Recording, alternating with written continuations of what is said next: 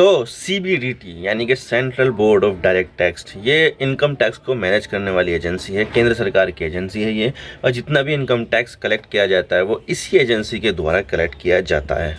और अगर देखा जाए तो अगर आप कभी भी आईटीआर फॉर्म भरते हो तो वहाँ पर आपको कई सारे आईटीआर फॉर्म मिलेंगे। मसलन आईटीआर 1, 2, 3, 4, 5, 6, 7 यानी कि 7 आईटीआर फॉर्म मिलेंगे, जिसमें से बहुत ज़्यादा कन्फ्यूजन हो जाती है कि हमें कौन सा भरना है, हमारे ऊपर कौन सा आईटीआर फॉर्म एप्लीकेबल है। तो इस मामले में बहुत ज़्यादा कन्फ्यूजन हो जाती है। और लेकिन जब हमें पता चलता है तो हम उसके अंदर भी बहुत ज़्यादा कन्फ्यूजन हो जाती है, बहुत ज़्यादा अननेसेसरी क्वेश्चन अंदर पूछे जाते हैं। तो और इसी चीज़ को ध्यान में रखते हुए अब सीबीडीटी ने कॉमन आईटीआर फॉर्म को सजेस्ट किया है, ड्राफ्ट बना दिया है ये और फीडबैक मांगा है। और अब जल्द देखने को मिलेगा कि हमें कि जितने भी सारे आईटीआर फॉर्म हैं उस सबको खत्म करके सिर्फ एक आईटीआर फॉर्म रहेगा। तो चलिए आज इसके बारे में पूरी डिटेल के साथ बात करते हैं। मेरा नाम है इमरान सिद्दीकी, आप देख रहे हैं इन्फोमैग्नेट। अगर वीडियो पसंद आए तो वीडियो को लाइक कीजिए। चलो शुरू करते हैं।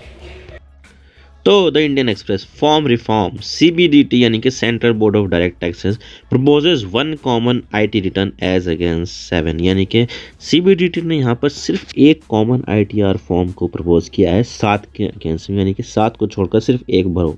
और इसी तरह से सीएनबीसी में भी आया है ITR filing CBDT propose 1 common ITR for all tax payers, यानी कि यहाँ पर भी इसको कई सारे मीडिया हाउस ने कवर किया है।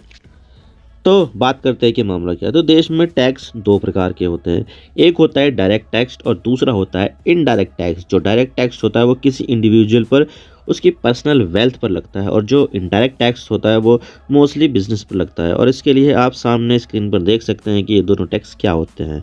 जहाँ पर direct tax person page tax from own pocket, यानी कि एक आदमी अपनी जेब से पैसे देता है सरकार को, जैसे कि एग्जाम्पल है इसका इनकम टैक्स। और जो इनडायरेक्ट टैक्स होता है वो person collect tax from customer पे टू गवर्नमेंट, यानी कि यहाँ पर बिजनेस इन्वॉल्व हो जाता है, जहाँ पर एक पर्सन किसी कस्टमर से टैक्स कलेक्ट करता है और वो सरकार को देता है। जैसे कि पहले वैट था, service tax, excise, customs duty, इन सब को हटा करके सिर्फ जीएसटी आ गया है। तो इनडायरेक्ट टैक्स का सबसे बड़ा जो एग्जाम्पल है वो जीएसटी है, और जो डायरेक्ट टैक्स का जो सबसे बड़ा एग्जाम्पल है वो इनकम टैक्स है। लेकिन अगर हम बात करें डायरेक्ट टैक्स की तो सबसे ज़्यादा तो हमें ये इफ़ेक्ट करता है, और इसके ज़रिए ये देखा जाता है कि आपने एक फाइनेंशियल ईयर में कितना पैसा कमाया है और उसके हिसाब से आपका कितना टैक्स बनता है जिसे आपको सरकार को पे करना है। लेकिन देखा जाए तो इनकम टैक्स फाइल करना थोड़ा कॉम्प्लिकेटेड होता है। इसे फाइल करने के लिए अक्सर लोग चार्टर्ड अकाउंटेंट या टैक्स प्रोफेशनल्स की हेल्प लेते हैं ताकि इसे आसानी से फाइल किया जा सके।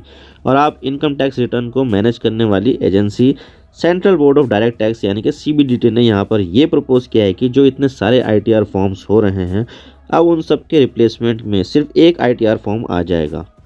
और अब इसके लिए ड्राफ्ट बन गया है, जिसके लिए 15 दिसंबर तक जितने भी स्टेक होल्डर्स है वो फीडबैक दे सकते हैं, और इसकी लास्ट डेट 15 दिसंबर है। लेकिन सवाल ये आता है कि अभी कितने आईटीआर फॉर्म्स है जिसे भरा जाता है। तो देखिए इसके लिए मैं आपको स्टेप बाय स्टेप बता देता हूँ। तो देखिए अभी 7 कैटेगरी के लिए आईटीआर फॉर्म्स अवेलेबल है जो आप इनकम टैक्स की वेबसाइट पर मिल जाएंगे और उसको भर सकते हो। तो सबसे पहला फॉर्म है आईटीआर 1। ये फॉर्म छोटे और मीडियम टैक्स पेयर्स के लिए होता है और इसे सहज भी कहते हैं। और ये फॉर्म वो लोग फिल करते हैं जिसकी इनकम सैलरी से आती है। ये बहुत ज़्यादा कॉमन है और ये 50 लाख तक सालाना होनी चाहिए इनकम सैलरी से। फिर आता है आईटीआर 2। इसे वो लोग भरते हैं जिसकी इनकम रेजिडेंशियल प्रॉपर्टी से आती है। जैसे मान लीजिए किसी के पास 1 या 2 फ्लैट है जिससे उसको किराया पर चढ़ा रखा है उसने, और उससे उसकी कमाई होती है, किराए से कमाई होती है और उससे उसका घर चलता है।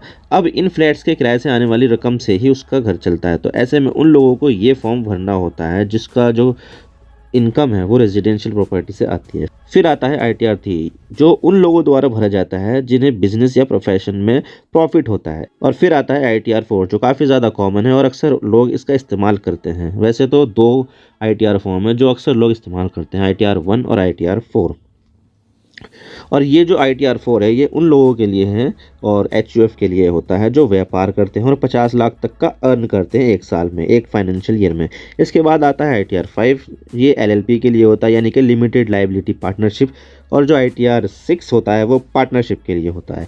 और आखिर में आता है आईटीआर 7 जो ट्रस्ट और नॉन प्रॉफिट ऑर्गेनाइजेशंस के लिए होता है।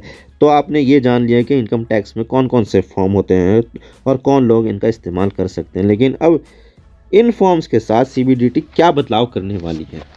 तो जो सीबीडीटी ने प्रपोज किया है उसके अनुसार जितने भी टैक्स पेयर हो लेकिन ट्रस्ट और नॉन प्रॉफिट ऑर्गेनाइजेशन को छोड़कर सभी अब आने वाले कॉमन आईटीआर फॉर्म का इस्तेमाल कर पाएंगे, जिसमें डिजिटल एसेट्स यानी कि क्रिप्टो करेंसी और डिजिटल मनी के बारे में भी इंफॉर्मेशन देनी होगी। और इसके बारे में सीबीडीटी ने ये कहा है कि जो ड्राफ्ट में प्रपोज किया गया है उसके ज़रिए सभी आईटीआर फॉर्म्स को मर्ज करके एक्सेप्ट ITR 7 उन सबको एक फॉर्म बनाया जाएगा। यानी कि अब ITR 7 के अलावा जितने भी 1, 2, 3, 4, 5, 6 हैं उन सबको मर्ज कर दिया जाएगा और उसको एक फॉर्म बना दिया जाएगा, लेकिन ITR 7 अपने स्थान पर रहेगा। ITR 7 का वजूद ख़त्म नहीं होगा। लेकिन क्या इसका मतलब ये है कि जो सबसे ज़्यादा कॉमन ITR फॉर्म यानी कि ITR 1 और ITR 4 है, क्या वो ख़त्म हो जाएंगे? तो देखिए, जैसे कि ड्राफ्ट प्रपोजल में लिखा है उसके अकॉर्डिंग ITR 1 और ITR 4 खत्म नहीं होंगे, ये चलते रहेंगे। लेकिन टैक्स पेयर को ये ऑप्शन मिल जाएगी कि क्या आप पुराना वाला फॉर्म फिल करना चाहते हो या नए फॉर्म को फिल करना चाहते हो जो कॉमन फॉर्म है। तो ऐसे में ITR 1 और ITR 4 भरने वालों को ऑप्शन मिल जाएगा। अब इनकी मर्जी है कि वो ITR 1 भरे या ITR 4 भरे या फिर इसके अलावा इन दोनों को छोड़कर कॉमन ITR फॉर्म भरे जो प्रपोज किया गया है। लेकिन ये ऑप्शन सिर्फ और सिर्फ ITR 1 और ITR 4 वालों को ही मिलेगा। अगर आप ITR 2, ITR 3 या ITR 5 या 6 भरते हो तो आपके पास ये ऑप्शन ख़त्म हो जाएगा और आपको सिर्फ एक ही फॉर्म भरना होगा जो प्रपोज किया गया है, जो कॉमन फॉर्म है। लेकिन अब सवाल यह आता है कि सरकार ऐसा क्यों कर रही है और ITR फॉर्म खत्म करके एक सिंगल फॉर्म क्यों बनाना चाहती है? तो देखिए, इसके बारे में सीबीडीटी ने बताया है कि सभी फॉर्म खत्म करके सिर्फ एक सिंगल फॉर्म करने से इंटरनेशनल जो बेस्ट प्रैक्टिस है उसको फॉलो किया जाएगा।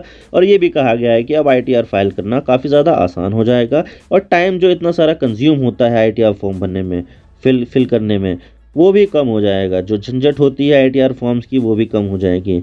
ये फॉर्म टैक्स पेयर्स के लिए काफ़ी ज़्यादा कस्टमाइज होगा और जो एप्लीकेबल क्वेश्चन है सिर्फ वही पूछे जाएंगे, फालतू के नहीं।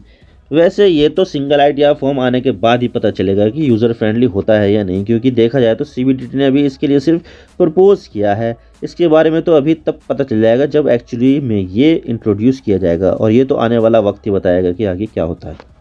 आप मेरे इंस्टाग्राम पर भी जुड़ सकते हो। आप सिंपली जाइए इंस्टाग्राम में और सर्च कीजिए I_इमरान सिद्दीकी और आप मुझे फॉलो कर सकते हैं।